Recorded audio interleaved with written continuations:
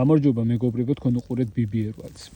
დარწმუნებული ვარ, ბევრ გიყვართ ასე მომზადებული ხახვი. არა მარტო კოცონზე, არამედ ღუმელში, ფეთში, არ აქვს მნიშვნელობა.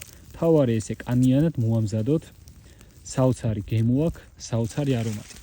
მაგრამ ასე მომზადებულ ხახვს ძალიან დიდი თვისებაც ქონია, რაც სულ ცოტა ხნის წინ გავიგე.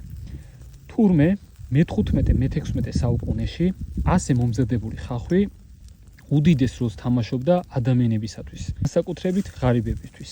ამას სულ ცოტა ხანში მოგიყვებით. მანამდე ვისაც არ გაგისინჯავთ, ან ხახვი არ გიყვართ, ეს გასინჯეთ, საოცრება არის.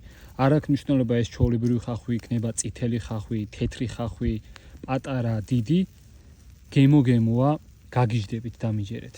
მომზადების დროს გამოყოფს ასე სითხეს, ზუსტად თავის მხრიდან. ღუმელშიც იგივენაირად იქნება.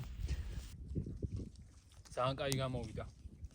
მე-15-მე-16 საუკუნეებში ევროპას გულისხმობ, ევროპაში განსაკუთრებით ღარიბები იყენებდნენ ხახვს ერთ რაღაცაში, რაც ძალიან ადგებოდათ და ძალიან მნიშვნელოვანი იყო მათთვის.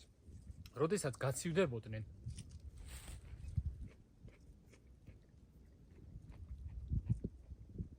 ნებისმიერი ვირუსის დროს 2-3 დღის განმავლობაში ზუსტად ასეთ მომზადებულ ხახვს ჭამდნენ მხოლოდ. ანუ 2-3 დღე, დღეში ამდენჯერაც მოგშივდება, სიტყვაზე სამჯერად იყვება თუ გაქვს, ჭამდნენ მხოლოდ ასე მომზადებულ ხახვს. კოცონზე იქნება ეს თუ ღუმელში, არ აქვს მნიშვნელობა, მთავარია იყოს ესე მომზადებული ხახვი. არის ძალიან სასარგებლო.